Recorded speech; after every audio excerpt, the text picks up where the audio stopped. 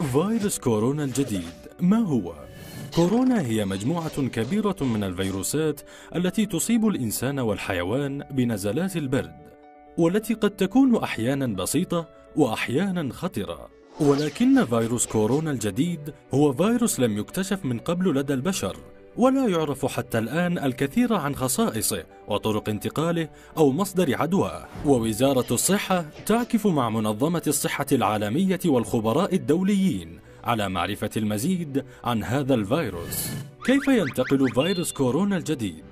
يعتقد أنه ينتقل مثل فيروسات كورونا الأخرى وفيروسات الإنفلونزا، وذلك بالاختلاط المباشر بالمصابين وبالرذاذ المتطاير من المريض أثناء السعال أو العطس، وبلمس أدوات المريض ثم لمس الأنف أو الفم أو العين.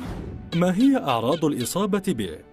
المريض بالفيروس سيشعر بحمى، سعال، ضيق في التنفس، التهاب رئوي، وفي بعض الحالات إسهال وقيء. وفي الحالات المتقدمة قد يصاب المريض بمضاعفات خطيرة مثل الفشل الكلوي والالتهاب الرئوي الحاد. كيف أحمي نفسي من هذا الفيروس؟ أداوم على غسل يداي جيدا بالماء والصابون أو المواد المطهرة الأخرى. أتجنب ملامسة عيناي وأنفي قدر المستطاع. أرتدي الكمامة في أماكن التجمعات وخاصة في الحج والعمرة.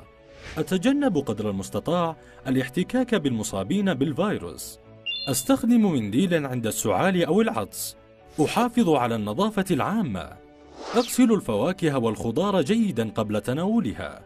أحافظ على العادات الصحية الأخرى كالتوازن الغذائي والنشاط البدني، وآخذ قسطا كافيا من النوم، فذلك يعزز مناعتي. هل هناك لقاح لفيروس كورونا الجديد؟ للأسف لا يوجد. هل هناك علاج لهذا الفيروس؟ للأسف أيضا لا يوجد. إن كان لديك أي استفسار فنحن في خدمتك. وزارة الصحة.